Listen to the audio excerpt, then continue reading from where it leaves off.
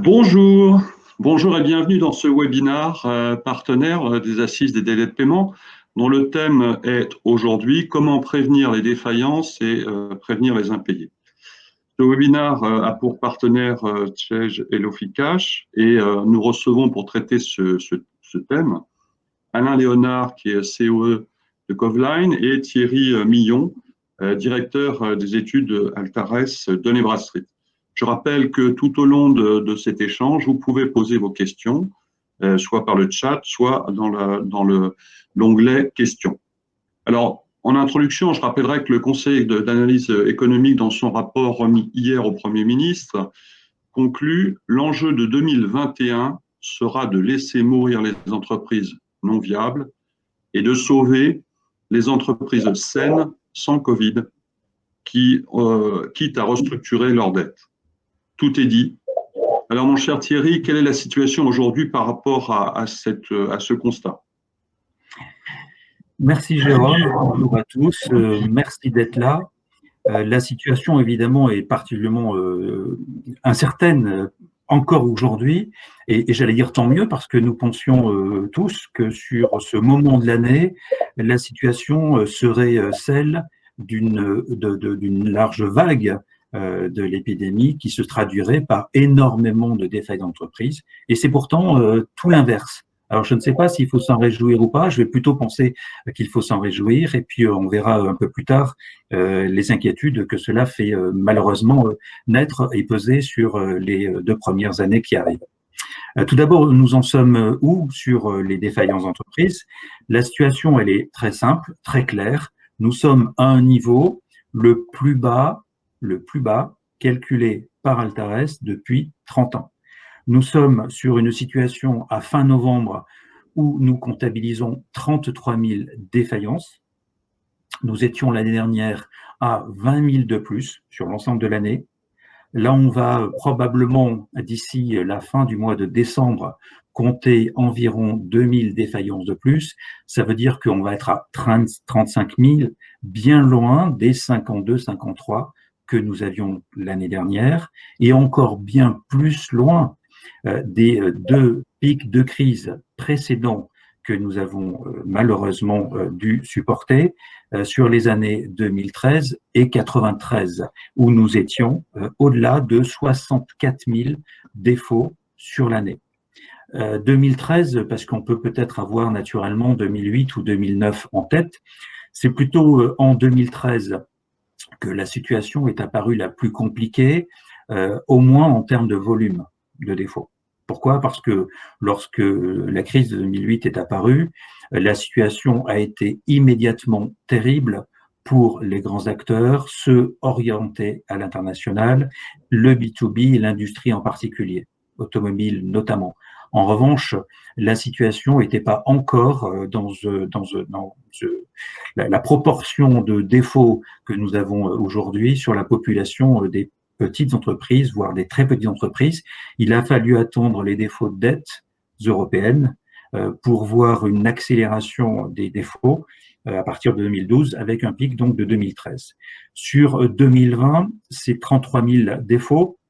C'est évidemment un chiffre qui est suffisamment bas pour qu'on se réjouisse du fait que ces entreprises qui ont tenu, qui sont toujours debout, ont par conséquent pas détruit l'emploi qui aurait été détruit si malheureusement elles avaient dû faire défaut et aller au tribunal demander l'ouverture d'un redressement, voire d'une liquidation judiciaire.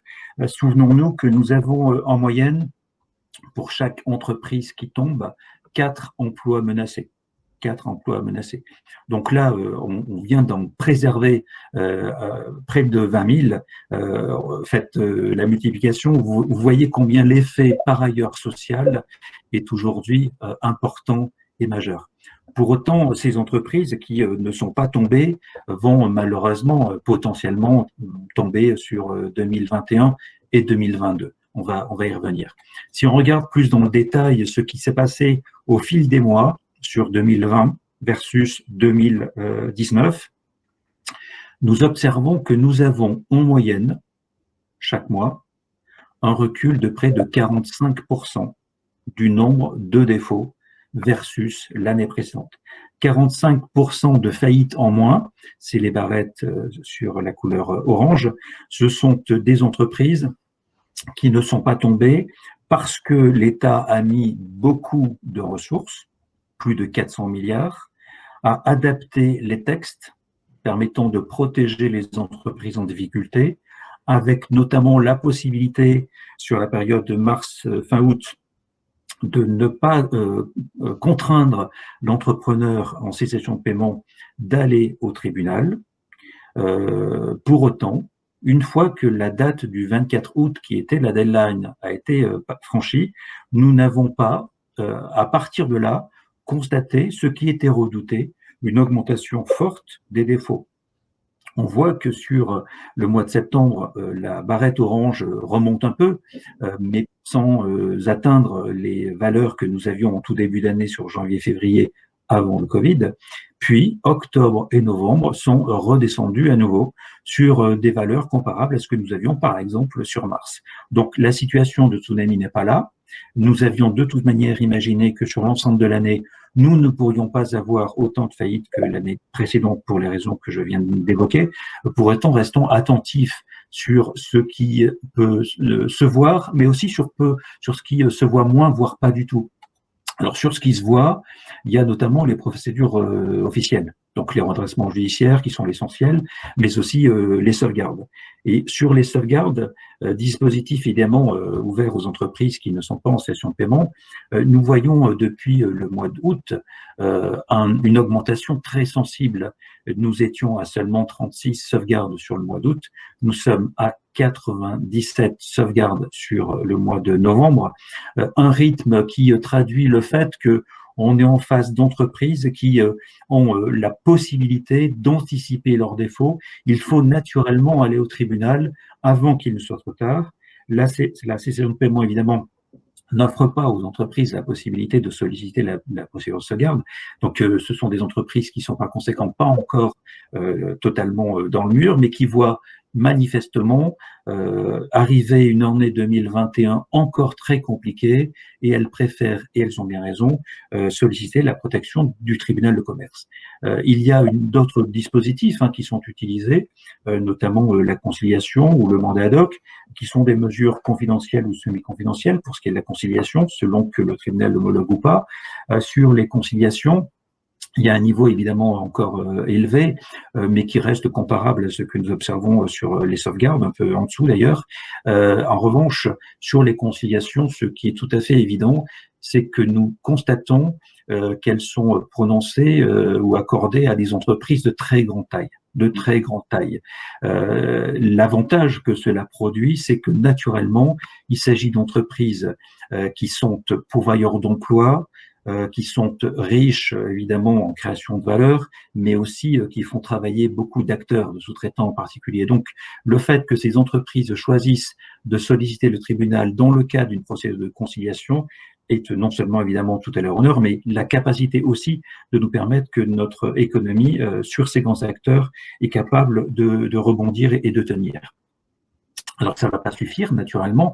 Il faut accepter l'idée que ces entreprises qui ne sont pas tombées, comme le rappelait Jérôme tout au début, sont des entreprises qui peuvent malheureusement devoir faire défaut. Et quand je dis devoir, c'est pas simplement parce que il faut qu'il y ait 60 000 défauts, parce que chaque année on a 60 000 défauts. C'est parce que beaucoup de ces acteurs-là vivent évidemment aujourd'hui d'un argent pas cher, d'un accompagnement évidemment public très conséquent.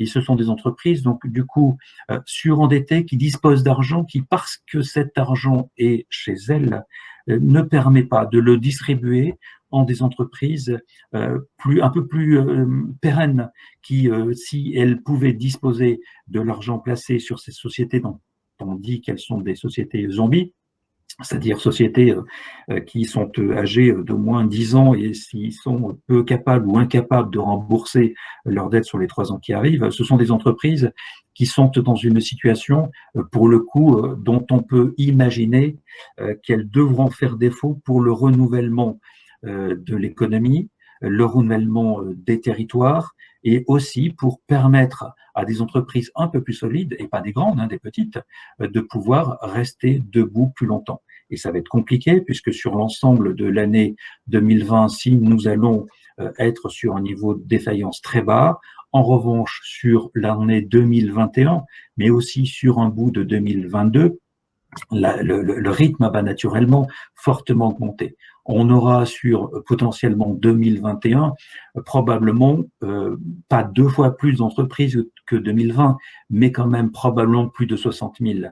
65 000 entreprises. Donc, comparé aux 35 000 que nous avons évidemment constaté sur 2020, en forçant le trait, c'est presque 2 fois plus. 2 fois plus, ça peut faire peur. Mais gardons en l'idée que nous avons, sur cet exercice 2020, obtenu des chiffres très bas qui ont protégé beaucoup d'entreprises, naturellement beaucoup de TPE, puisque 90% des défauts portent sur des TPE. Donc, beaucoup de TPE, notamment du commerce, de la restauration, du bâtiment, mais aussi des PME, mais aussi des ETI, qui avant le Covid étaient un peu en souffrance. Beaucoup de grands acteurs sont tombés. Je ne vais pas les énumérer, vous les avez en tête. La Halle, Célio, pour les acteurs qui sont sur le secteur du retail et de l'habillement en particulier. Mais nous avons aussi d'autres acteurs, et d'ailleurs la restructuration financière nécessaire doit être elle aussi accompagnée par le tribunal. C'est ce qu'a choisi par exemple le groupe Europcar, avec le prononcé hier par le tribunal de commerce de Paris de l'ouverture de la sauvegarde financière accélérée sollicitée par Europcar pour lui permettre de finaliser son opération de restructuration. Évidemment, le loueur, comme tous les autres, ont eu à subir les défauts de la clientèle pendant la période Covid, et donc il leur est difficile de s'en remettre sans se restructurer, se réorganiser. C'est ce que propose de faire Europcar, grosse entreprise qui a donc, je leur ai dit, obtenu une sauvegarde hier, donc probablement une des plus grosses sauvegardes de la période Covid. La situation donc des défauts, elle doit aussi se lire par l'observation des comportements de paiement. Le comportement est évidemment une observation sur la capacité des entreprises à tenir leurs engagements. S'il y a un retard de paiement, c'est que, sauf à le faire exprès, ce sont des entreprises qui ne sont pas dans la capacité de payer à l'heure. Et si elles ne sont pas dans la capacité de payer à l'heure, c'est pour une raison souvent simple, c'est un défaut de trésorerie. Et donc, les entreprises qui sont en situation de défaut de paiement sont des situations qu'on retrouve malheureusement un peu plus tard sur les listings, malheureusement, de défaits d'entreprise. Gardons en tête que le signal le plus significatif, c'est 30 jours. Une entreprise qui a des retards de paiement de plus de 30 jours a 6 à 10 fois plus de risque de faire défaut qu'une entreprise qui a des retards de paiement de 15 jours. Donc la situation, elle est à lire, et donc lisons-la ensemble. Avec d'abord le souvenir que la situation a été bien pire que celle que nous avons aujourd'hui. Nous avons eu, sur les périodes avant crise financière, avant loi LME, avant directive européenne, des délais de paiement qui pouvaient être de 120, 140 ou 180 jours. Parfois, il y a encore des délais de 180 jours ici ou là, même dans notre économie nationale. Mais c'était naturellement beaucoup plus fréquent, beaucoup plus courant, et à cela s'ajoutaient des retards de règlement qui approchaient 20 jours parfois. Aujourd'hui, depuis l'encadrement des délais, avec donc un plafond à 60 jours pour le marché privé, nous avons des délais qui sont donc réduits globalement de moitié par rapport à cette période, mais aussi des retards de paiement qui n'ont pas dérapé. Pendant toute la période crise financière, les retards de paiement sont restés aux environs de 12 jours. Donc, nous sommes capables de tenir ce rythme-là comme si ça devait être le référentiel de notre économie, même si le ministre Griset espère à l'ambition que nous puissions tomber en dessous de 12 jours et approcher donc 10 jours. Espérons-le, souhaitons-le, mais ça sera pour un peu plus tard parce que la situation évidemment est aujourd'hui pas celle-ci. Nous avons pendant la période du confinement d'avril observé des comportements qui sont malgré tout plutôt tenue. C'est-à-dire que bien sûr, il y a eu des dérapages, le comité de crise a été mis en place permettant de canaliser des velléités peu vertueuses, notamment de quelques grands acteurs, mais aussi d'entreprises de taille moyenne, avec par ailleurs l'arrivée du confinement, la possibilité, sinon la contrainte, pour beaucoup d'entreprises de devoir étudier la façon dont ils ne pouvaient plus sortir l'argent puisque aucun chiffre d'affaires ne rentrait. Et donc, quelle est la meilleure façon de ne plus faire sortir l'argent? C'est de ne plus rien payer naturellement. Donc, ça a provoqué très directement un flux très important d'impayés, de défauts de règlement. Mais il y a eu aussi les entreprises qui n'avaient pas envisagé de ne pas payer, mais qui n'ont pas pu payer parce que techniquement, elles n'étaient pas en capacité de le faire du fait du télétravail. Tandis que ces entreprises, pour beaucoup encore, beaucoup trop, sont obligées de faire des rapprochements d'écriture pour fluidifier et favoriser le traitement de la facture. On va avancer un peu, Thierry.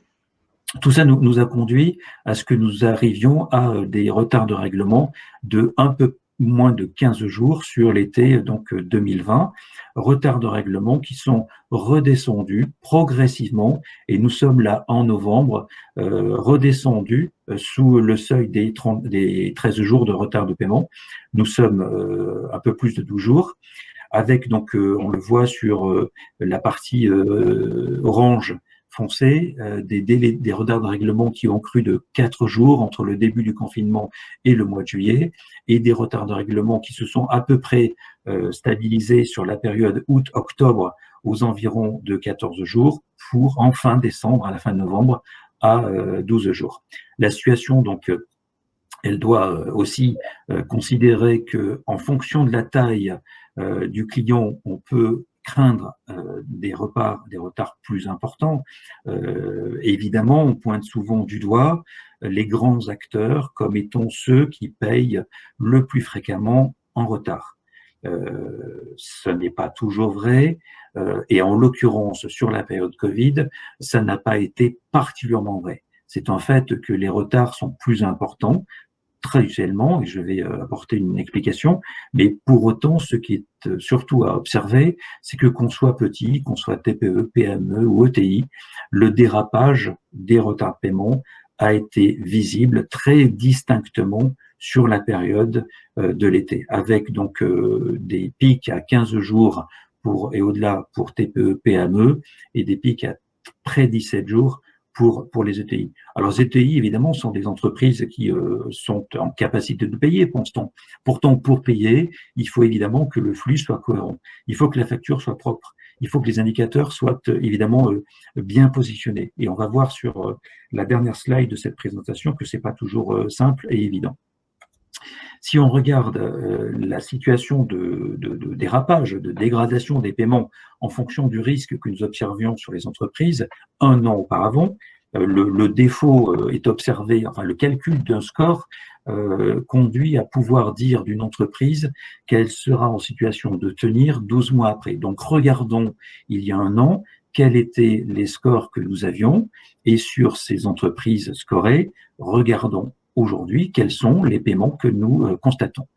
Sur les entreprises qui étaient mal scorées il y a un an, qui présentaient donc des risques élevés à 12 mois, nous avons des entreprises qui sont toujours debout du fait de l'intervention évidemment publique, mais des entreprises qui, on le voit bien, sont debout avec difficulté, puisque ces sociétés, ces entreprises de façon générale, ont sur la période janvier-octobre 2020 des retards de paiement qui ont augmenté de plus de 10 jours.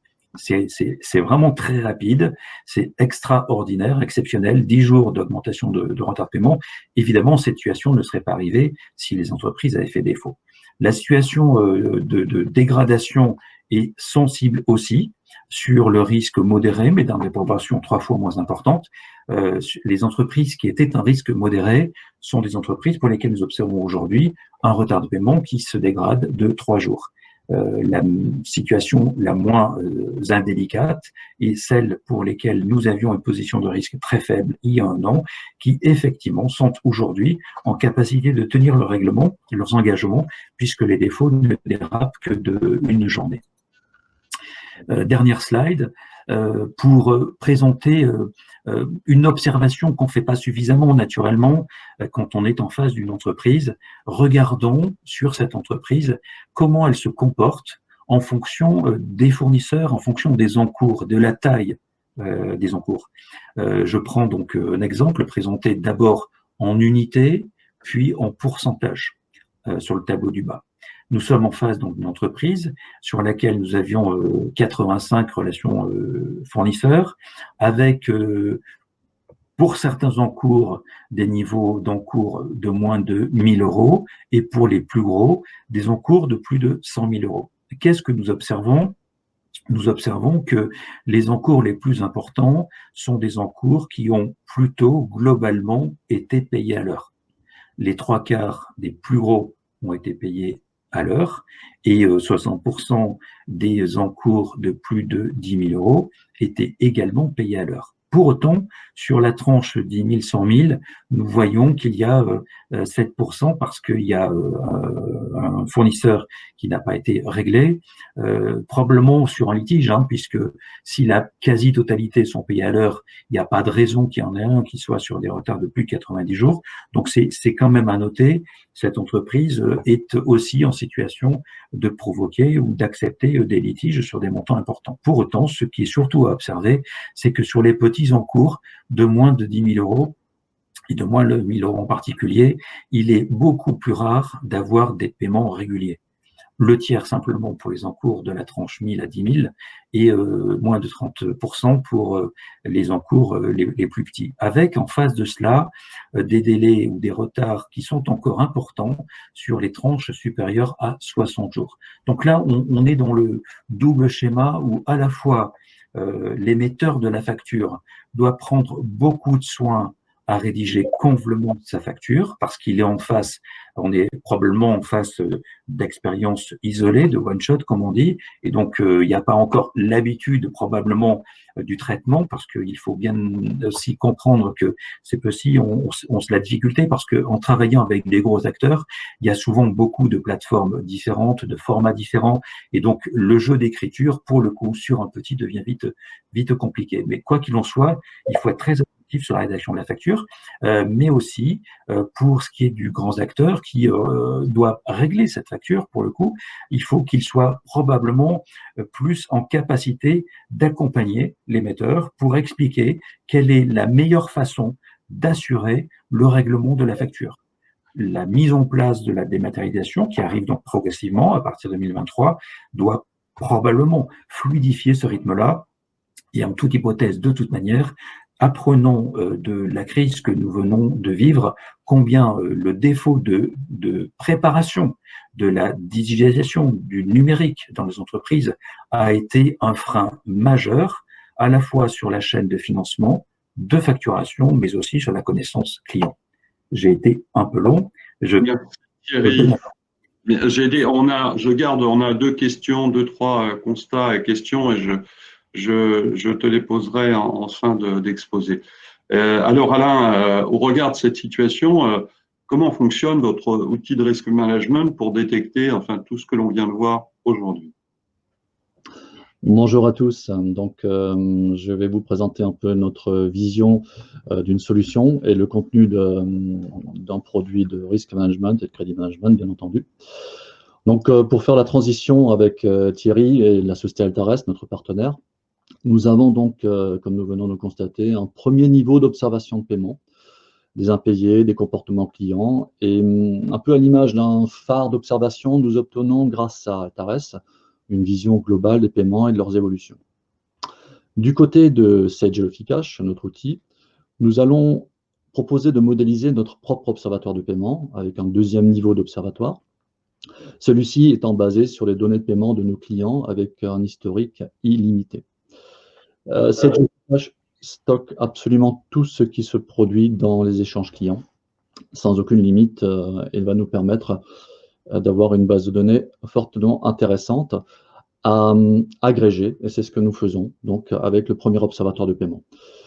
Donc, nous nous trouvons dans une agrégation d'observatoires avec la possibilité donc de composer ce qu'on appelle maintenant un smart data, donc avec pour un même SIRET d'entreprise des milliers d'informations. Alors, milliers d'informations, on se méfie toujours. Quand il y a trop d'informations, ça tue l'information. Par rapport à ce mécanisme de smart data, donc, qui est approvisionné donc, par nos observatoires, mais également par les informations de vos ERP. Donc, nous disposons donc, de données internes, de données externes. Et au cœur de notre outil SageLogiCache, nous allons donc procéder à des calculs, donc des algorithmes statistiques qui, au sein de SageLogiCache, nous permettront de comprendre les habitudes de paiement du client et de bâtir un observatoire de comportement, et ceci client par client. À partir de cet observatoire, des algorithmes de prédiction, des prédictions de paiement, positionneront en fait des prévisions de trésorerie et d'encaissement. Et ces prévisions pourront d'ailleurs être injectées dans un logiciel de gestion de trésorerie pour agrémenter le travail du trésorier, bien entendu. Par ailleurs, nous allons profiter aussi de ces algorithmes pour faire des prédictions d'impayés basées sur des événements exceptionnels, des informations événementielles, et je vais y revenir.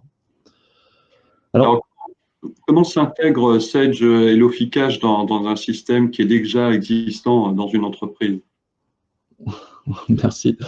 Tout d'abord, je vais répondre à cette question en donnant un peu les plus-values de l'offre Sage Logicache par rapport à ce qui existe déjà dans l'entreprise. Donc, pour comprendre en fait le plus de l'outil, il faut voir que nous bossons un certain nombre de mécanismes, des mécanismes qui sont issus du monde de la CRM. Et ils vont compléter en fait les mécanismes de la gestion de l'ERP. Et tout cela en fait va nous permettre de mettre en place de l'événementiel, des mécanismes d'organisation, et nous disposons donc à l'intérieur de l'outil, donc ce qu'on appelle des écouteurs, des workflows interactifs, des listes de travail, donc des to-do list, et donc tout un ensemble de planning, de tâches qui vont en fait compléter toutes les règles de gestion de l'ERP. Et bien entendu, alors un outil, encore une fois, ne reste qu'un outil. Je tenais tout juste à préciser que cet outil est très bien en tant que soi, mais reste un outil. Et pour transformer cet outil en fait en solution, nous allons bien sûr préférer y adjoindre un certain nombre de conseils, de consultants métiers. Alors, pour répondre à votre question, Jérôme, donc ça s'intègre avec bien entendu ce qu'on appelle aujourd'hui des connecteurs. Donc, des connecteurs qui sont des connecteurs standards, des connecteurs qui sont capables, de par leur souplesse, de récupérer des informations de toutes parts et de toute nature d'informations concernant le client. Donc, on en parle souvent, une vision à 360 degrés, et il est important que nous choisissions parmi toutes ces informations, en fait, dans le moteur, les informations uniquement celles qui sont utiles à afficher sur les écrans de nos postes de travail, et cela par type de profil d'utilisateur. Donc, nous intégrons complètement dans votre système de gestion existant, et en plus, nous allons en fait, avec une batterie de connecteurs, être capable de communiquer avec tout un ensemble d'acteurs, donc toute une écosphère du risque et du crédit management, et qui vont pouvoir nous communiquer en fait les plafonds de crédit, des assurances crédit, ensuite des sous-traitances avec des sociétés d'éthique, des paiements en ligne, etc., etc. Donc vraiment un cœur de communication très très important. Nous parlons également, et ça assez souvent maintenant, de culture cash et de créer en fait un esprit cash dans l'entreprise. Qu'est-ce que ça veut dire concrètement et au quotidien, et en quoi un outil peut-il en fait aider cet esprit cash à rentrer dans l'entreprise tout simplement? C'est en se donnant en fait un périmètre transversal et collaboratif. Et aujourd'hui, donc vous le savez, tout le monde étant connecté en fait sur les smartphones, sur les tablettes, etc. L'outil permet à tout un chacun d'intégrer, donc au travers de chats, au travers de groupes de discussion, cette implication des collaborateurs, des acteurs du cash, à pouvoir ensemble, dans une équipe, œuvrer non seulement pour le crédit management, mais également pour le risk management, puisque nous allons décider ensemble des plafonds, des limites et de tout un ensemble de workflows qui vont faire qu'ensemble, l'équipe va donner, en plus de l'outil, un certain nombre de décisions pour les choses sur lesquelles il faut veiller absolument. Alors, je suis allé un peu vite, c'était pour rattraper un peu le temps. Voilà, on passe un peu à notre vision de demain. Donc demain, c'est 2021, donc c'est quasiment aujourd'hui.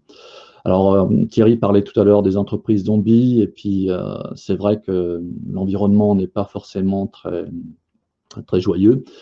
On a donc un environnement d'entreprise dont nous savons finalement beaucoup de choses et à la fois peu de choses. Je vous donne l'image, en fait, pour moi, d'une entreprise cliente, et ça a été le cas récemment, un client qui tousse, en fait, je donne un peu l'image du masque, qui tousse derrière son masque. Et ça veut dire quoi? Une entreprise qui tousse, une entreprise qui monte en signaux de faiblesse, c'est tout de suite anxiogène, en disant, oh là là, il est atteint d'une maladie qui ne nous plaît pas trop, et donc on va peut-être surenchérir sur les actions à mener. Donc, bien connaître la nature de l'atout, la nature du dysfonctionnement actuel, c'est également, en fait, pour moi, tout ce qu'on attend d'un outil. Comment cet outil va pouvoir identifier les mots et les signaux faibles? Eh bien, ça, c'est tout l'enjeu des mécanismes donc, de l'intelligence artificielle qui viendra compléter un peu les mécanismes actuels.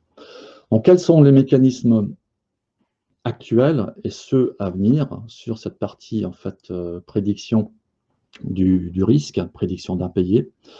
C'est des mécanismes en fait qui vont nous permettre de travailler avec des data scientists sur des données de plus en plus pertinentes. Donc je vous parlais tout à l'heure de smart data. Encore une fois, les data, il y en a plein.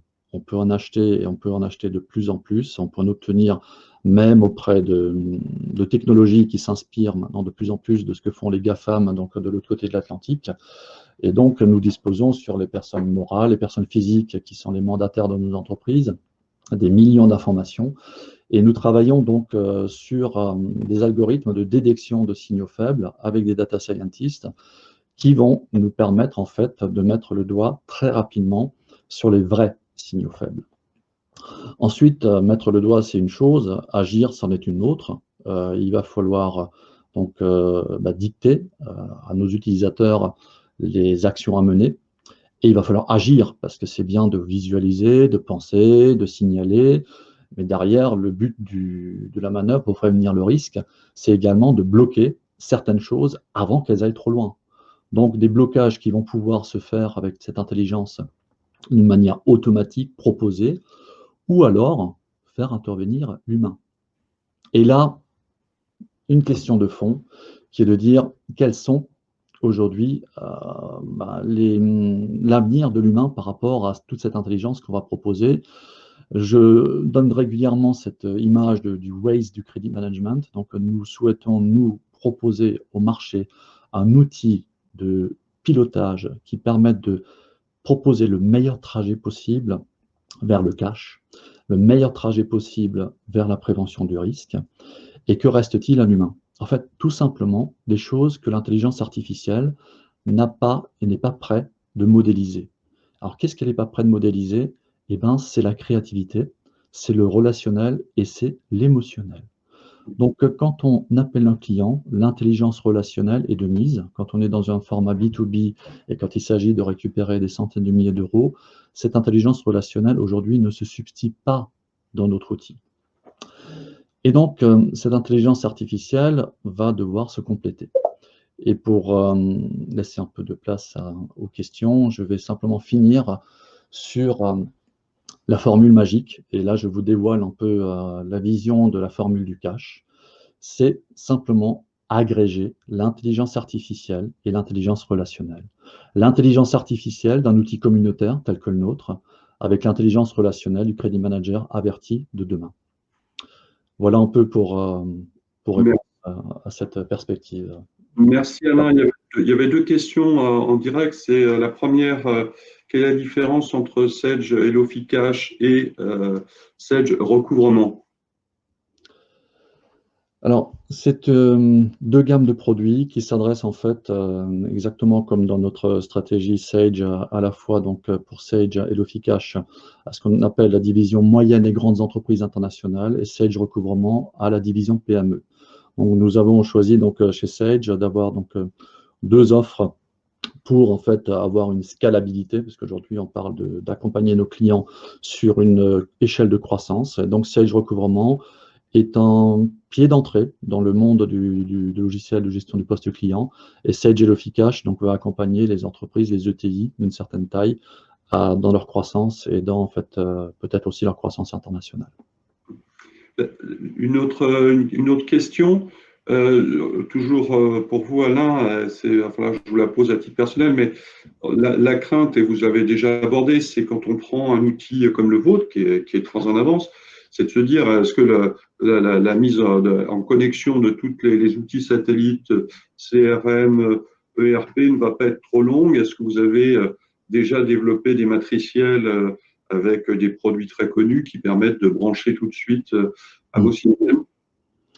C'est vraiment, merci d'avoir posé cette question, le nerf de la guerre pour démarrer rapidement. Donc aujourd'hui, on est sur des solutions qui s'implantent en 3 mois, qui s'implantent en moyenne, il faut être honnête, en 6 mois, mais avec un démarrage en fait en tout confort sur des connecteurs standards. Donc vous parlez de CRM, vous parlez de ERP, on a vu tout à l'heure qu'il y a également donc notre connexion avec le milieu des informations financières et en l'occurrence de Donetrade, Intuit, Daltares.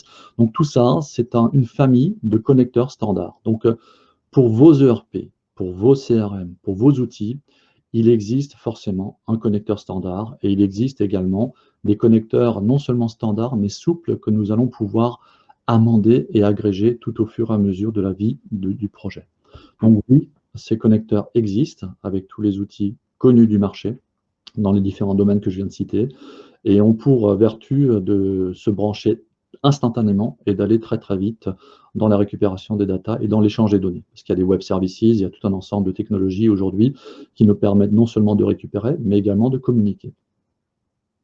Très bien. Alors, question à Thierry. Cette baisse des défaillances n'est-elle pas un leurre avec beaucoup d'entreprises zombies non encore identifiées ou qui risquent de se révéler en 2021? C'est clair que la situation 2020 est atypique et extraordinaire au sens plaisant du terme pour les entreprises qui ont été sauvées, mais aussi extraordinaire par le fait qu'on ne pouvait pas imaginer, dans un contexte attendu comme très compliqué, à la fois sur le plan sanitaire et économique, qu'on ait aussi peu de défauts. Donc, naturellement, les entreprises qui sont pas tombées sont, pour certaines d'entre elles, des entreprises zombies, mais pas que. En fait, sachant que une entreprise qui est en difficulté est une entreprise, parmi celles qui sont tombées, naturellement, sont une entreprise qui était en difficulté avant et qui était quasiment sur le point, statistiquement, de devoir passer devant le tribunal sur l'été, le printemps ou l'été. Elles ont évidemment, ces entreprises-là, gagné un sursis. Pour autant, ce ne sont pas des entreprises zombies, ce sont des entreprises d'exploitation classiques, notamment évidemment pour celles qui sont les plus affectées aujourd'hui, des entreprises de commerce, de restauration, globalement des entreprises qui sont sur la dimension B2C plutôt que B2B, qui a pour l'instant ou plutôt tenu ou plutôt utiliser les dispositifs donc notamment proposés par les tribunaux de commerce.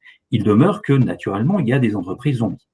Nous en avons, pour rien vous cacher, chez Altares, 52 000 à la loupe aujourd'hui. Il y en a plus évidemment, mais il y en a 52 000 qui sur lesquels porte notre attention plus particulièrement, parce que ces entreprises sont des entreprises qui sont sous tension depuis plusieurs années, depuis 2 ans probablement pour plus d'entre elles, et ce sont des entreprises dont on sait bien que le risque de les voir déposer le bilan dès lors qu'il y a une tension sur les crédits, et je ne parle même pas des taux, évidemment est forte. Donc voilà le schéma. Je dis ça parce qu'on est quand même sur le constat qui est partagé par beaucoup, sans que la mesure soit toujours très précise, de penser que 10% des entreprises de notre économie seraient des entreprises zombies qui ne tiendraient pas, etc. Bon, il y en a toujours eu, il y en aura toujours. Mais pour autant, ces entreprises-là masquent, et le défaut, enfin l'absence de faillite, masque probablement aussi l'idée qu'on ne peut pas sauver tout le monde et que même si la priorité sur 2020 a été de sauver le plus de monde possible, c'est ce qu'il fallait faire à la fois sur le plan sanitaire et économique, a conduit à ce qu'il y ait évidemment des entreprises zombies qui ont été sauvées. Sur 2021, les entreprises qui sont en exploitation, je vais dire normale, vont, elles, avoir naturellement des difficultés si le business ne revient pas. Le chiffre d'affaires, s'il n'est pas au rendez-vous, va évidemment manquer. Alain a parlé naturellement de la culture cash qui peut manquer dans beaucoup d'entreprises. La situation de l'épidémie a conduit à ce que le focus soit fait sur cette expression culture cash, et c'est bien naturel parce que pour le coup, les entreprises, les PME finissent l'année sèche, dans une détresse financière importante. Certaines parmi celles qui voient qu'elles vont dans le mur, parce que ce n'est pas le cas de tous, mais pour celles qui voient qu'elles vont dans le mur, certaines ont encore le choix, la possibilité, il n'est pas nombreuse, de décider d'arrêter aujourd'hui avant de continuer, de tenter en retour et de devoir finalement finir par une liquidation judiciaire. Parce qu'il y a un point dont on parle peu aujourd'hui encore, c'est que bien sûr il y a peu de défauts, mais il y a aussi le fait que les affaires, les transmissions d'affaires ne se sont pas faites. Parmi les activités qui se transmettent le plus chaque année, de très loin en tête, c'est la restauration. Aujourd'hui, comment voulez-vous qu'un restaurateur arrive à vendre son affaire? Et il y a malheureusement beaucoup d'entrepreneurs, d'entrepreneuses qui arrivent au terme d'une carrière de 20, 30 ans à légitimement souhaiter vendre leur affaire pour pouvoir profiter de leur retraite, qui aujourd'hui ne peuvent pas le faire et qui se disent eh ben, finalement je vais tenter, attendre encore 2 ans de plus. Sauf que qu'est-ce qui nous dit que dans 2 ans, la situation attendue, c'est-à-dire celle de permettre par exemple la cession d'un restaurant à 100 000 euros, est-ce que ça sera possible ou pas? Et du coup, si c'est incertain, et à ce point très incertain, est-ce que ça vaut le coup de tenir 2 ans de plus? Donc voilà, je pense qu'on a aujourd'hui derrière les faillites des fermetures d'entreprises amiables cette fois, par radiation, qui sont elles aussi symptomatiques d'une économie qui est fragilisée. Non, c'est clair. Et puis j'ajouterais, mon cher Thierry, et on a déjà échangé là-dessus, c'est que on a quelqu'un qui, enfin, on a un institut, une institution, pardon, qui fait le travail justement contre les entreprises zombies, c'est l'URSSAF. Et l'URSSAF n'assigne plus en liquidation judiciaire depuis le mois de mars. Donc, et quand on regarde les chiffres de l'assignation de l'URSSAF en matière de liquidation judiciaire, ça représente à peu près 40%, 30 à 40% des faillites. Liquidation judiciaire, je s'entends, ou liquidation judiciaire simplifiée. Donc ça, c'est très complet. Alors, on avait une autre question, Thierry, sur une personne qui nous dit, en tant que créancier, j'ai déjà eu 2 procédures de mandat ad hoc. N'est-ce pas une solution qui va à terme pénaliser les fournisseurs qui, eux aussi, risquent d'être défaillants au final? La situation, elle me paraît devoir être tranchée ou observée différemment.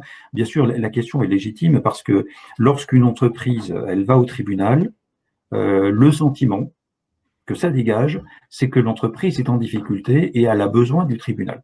Bon. Dans cette hypothèse-là, il y a évidemment celles qui vont trop tard et qui, malheureusement, ne pourront prétendre à autre chose qu'une liquidation judiciaire. Mais il y a aussi le fait qu'il faut dédramatiser la situation. Le tribunal est là pour accompagner l'entreprise dans sa difficulté. Et il vaut bien mieux, mais véritablement, une entreprise qui aborde sa situation difficile par une procédure amiable du type mandat ad hoc et permettre à cette entreprise, évidemment, un rebond.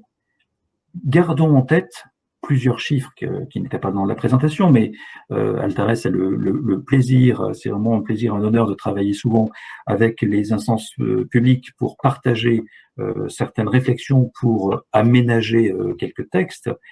Gardons en tête plusieurs choses. La première, c'est que lorsqu'une entreprise est en redressement judiciaire, la probabilité que cette entreprise puisse obtenir, présenter et obtenir l'arrêt d'un plan de poursuite d'activité est de 25%, simplement. Les 3/4 vont être liquidés. Sur la sauvegarde, ce taux monte à 50%. Ça veut dire déjà que, évidemment, je l'ai dit tout à l'heure, mais la sauvegarde n'est pas ouverte aux structures qui seraient en cessation de paiement. Ça veut dire que plus on anticipe, plus on donne des chances de rebond, et là, en l'occurrence, une sauvegarde a 2 fois plus de chances de présenter et obtenir un plan que le redressement judiciaire. Si on remonte encore, sur la conciliation, on est à 3/4. Si on remonte encore sur le mandat ad hoc, on est à plus de 90%. Donc oui, bien évidemment, la situation légitime, et ça tient probablement à un manque, un défaut de pédagogie collectif. Et on doit tous prendre notre part sur le fait qu'on n'a sans doute pas suffisamment permis de comprendre que le tribunal était un lieu d'accueil, d'écoute. Aujourd'hui, par exemple, il y a une structure que vous connaissez sans doute, sinon je vous invite à la découvrir parce qu'ils font un travail remarquable, c'est APESA, d'accompagnement du dirigeant en difficulté, sous tension, dans le cadre d'une procédure collective. Bravo à eux. Eh ben, toute cette dimension humaine, elle existe depuis le départ au tribunal. C'est juste que c'est sûr que quand on est fournisseur d'une entreprise en redressement judiciaire, eh ben, on est aussi une société qui va manquer de l'argent dont elle a besoin pour préserver sa propre vie, sa propre santé, son propre équilibre d'exploitation. Voilà. Et donc, à tout prendre, le mandat ad hoc, pour répondre à la question, me paraît plutôt être un dispositif pas suffisamment sollicité que trop sollicité. Alors, une autre question, comment les bilans 2019 et 2020 devront être recalibrés pour traiter et détecter convenablement les défaillances des entreprises? Alors, d'une façon, les modèles économiques de scoring, sont robustes, et au fil du temps intègrent des données additionnelles. Le bilan, très clairement, est une donnée structurante, évidemment. Maintenant, prenons un exemple, pour être très clair. Restons dans le schéma du restaurant. Le restaurant, donc, est une entreprise. Cette entreprise publie des comptes, même s'il y en a de moins en moins qui sont visibles, publie des comptes, et ces comptes peuvent évidemment laisser penser que l'entreprise est solide, ou au contraire qu'elle est vulnérable. Dans l'hypothèse où elle est solide, qu'est-ce qui nous garantit que le bilan qui a consacré un exercice il y a 18 mois, au moment où on le lit, est une entreprise qui reste intéressante, solvable? Et bien, il y a par exemple un indicateur qui est celui de savoir mesurer la consommation des serviettes papier du restaurant, par exemple. Évidemment, un restaurant qui n'en consomme plus est un restaurant qui est vraiment en défaut. Donc, gardons en tête que l'analyse de la prédiction du risque est une analyse qui évolue elle aussi, avec l'avantage que nous sommes dans une économie en France et en Europe plutôt transparente, pour les acteurs de l'assurance en particulier, naturellement, et avec l'open data très riche de partage de données. Il y a des sites ouverts qui sont naturellement très riches. Mais quoi qu'il en soit, pour ce qui est du bilan, les écritures, évidemment, ou l'interprétation des bilans va devoir être corrigée pour intégrer les dispositifs d'accompagnement. Je pense par exemple à l'activité partielle. Est-ce que c'est un dispositif susceptible de présenter ou faire présenter les bilans différemment, et du coup nous faire intégrer une position de risque qui n'est pas la meilleure? Puisque la question est posée sur les bilans, je m'arrête juste 20 secondes pour dire que, à date, là aujourd'hui, mi-décembre, nous devrions avoir, comme chaque année, environ 900 000 bilans, 2019 en l'occurrence, puisqu'on est fin 2020, 900 000 bilans disponibles, c'est-à-dire publiés par les entreprises, qu'ils soient confidentiels ou qu'ils ne le soient pas. 6 sur 10 sont confidentiels, peu importe qu'ils soient publiés. Aujourd'hui, il nous en manque 200 000. Oui. Il y a 200 000 entreprises qui n'ont pas encore aujourd'hui publié leur compte 2019. pour deux raisons principales. La première, c'est qu'elles avaient la possibilité de décaler de 3 mois dans le cadre des dispositifs Covid la présentation de l'Assemblée des comptes à l'Assemblée, et donc du coup reporter 3 mois le dépôt des comptes. Mais il y a aussi le fait que, ne l'oublions pas, et on l'a peut-être déjà oublié, 2019 avait déjà été une année difficile pour beaucoup d'acteurs qui avaient dû subir, en particulier sur l'Île-de-France, qui avaient dû subir à la fois les manifestations régulières sur les week-ends, puis des grèves sur la fin de l'année et le début de l'année, qui ont conduit à ce que l'année 2020 soit déjà financièrement amorcée difficilement. Et puis le Covid, malheureusement, a fait le reste sur l'impact financier. Alain, une question qui est un peu en regard de cela, c'est les signaux faibles, justement. Alors, on parlait par exemple le nombre de serviettes en papier pour les restaurants. Il y a des petites choses comme ça par code NAF où on peut détecter à travers vos outils des profils d'entreprise? Alors, nous sommes aujourd'hui, Thierry l'a très bien souligné, en fait, capables de récupérer énormément de données. Bon, bien sûr, en Europe et un peu partout dans le monde, nous sommes également tenus de respecter en fait les données RGPD, les CNIL, donc nous n'allons pas forcément chercher les signaux faibles sur une personne physique, comme le font certains GAFAM américains, mais nous sommes capables de récupérer de toute nature de données. Donc, nous sommes capables, dans notre observatoire de comportement, de s'intéresser à ce type d'informations si pour autant en fait notre client souhaite les récupérer. Donc ce qu'il faut retenir, c'est que notre Smart Data donc, est absolument illimité quant au nombre d'informations et au nombre de signaux faibles qu'on va pouvoir travailler. Très bien. Alors j'ai une dernière question. Que pensez-vous des annulations en masse? Alors pour Thierry, les agréments en masse des assureurs crédits, qui semble être plus une réaction à la crise qu'une analyse prédictive. Ouais, ça, je pense que c'est une question pour l'animateur du webinaire plutôt qu'à moi. Mais bon, ceci étant, je comprends la question parce que la situation a été compliquée sans qu'il faille rajouter du défaut au défaut. Le sentiment, qui a été partagé, c'est que les assureurs n'auraient pas assuré le jeu et auraient rompu brutalement ou annulé brutalement donc des agréments. La situation n'est pas aussi simple que ça. Un assureur, évidemment, prend un risque qui est important, qui est calculé. Et la situation de la crise Covid est tout à fait, comment dire, je le redis, extraordinaire au sens où nous ne pouvions pas l'anticiper. C'est-à-dire que on peut imaginer avoir les modèles prédictifs les meilleurs pour la météo, pour les retards de train ou ce qu'on veut. L'arrivée du Covid maintenant était pas prévisible. Ce qu'on peut prévoir, ce qu'on doit prévoir, c'est l'arrivée d'épidémies nouvelles, de virus, etc. Mais de quelle nature et à quel moment, on ne sait pas. Et donc, du coup, en face de ça, le risque de l'assureur, il est évidemment multiplié parce que à ce moment-là, on pense tous que la situation est tellement critique qu'à la fin de l'année 2020, nous devrions avoir, vous vous souvenez sans doute, si vous lisez tous la presse avec attention, que nous avions des chiffres qui allaient jusqu'à plus de 100 000 faillites sur 2020. On va être à 35 000. Donc, quand on est dans cette démarche-là, forcément, la situation ou la réaction est de se protéger le plus grand nombre, la collectivité. Le rassureur, ou l'assureur plutôt, a joué son rôle. Alors, Bercy prolonge de 6 mois l'accompagnement jusqu'à la fin de l'année 2021. Donc, peut-être que cela soulagera les personnes qui ont posé la question, mais quoi qu'il en soit, on ne peut pas non plus balayer d'un revers de manche le métier de l'assurance.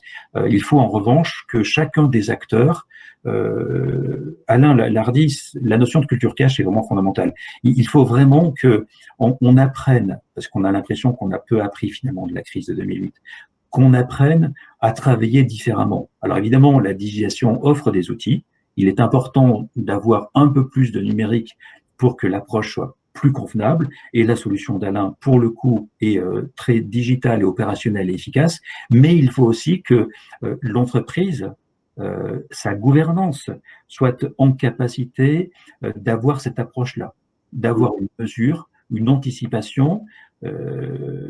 Jérôme, tu as été juge au tribunal, hein, donc tu sais bien combien d'entreprises vont au tribunal tardivement, des entrepreneurs qui ou refusent de voir le mur de la dette, refusent de voir le mur tout court, et qui, du jour au lendemain, ne comprennent pas ce qui lui arrive. Alors que si ils arrivent à anticiper, c'est notamment le cas de ceux qui ont pu solliciter un mandat ad hoc par exemple, sont en capacité de rebondir. Et donc la différence entre les deux, c'est juste l'anticipation. Et donc l'anticipation, c'est mesurer sa trésorerie en permanence.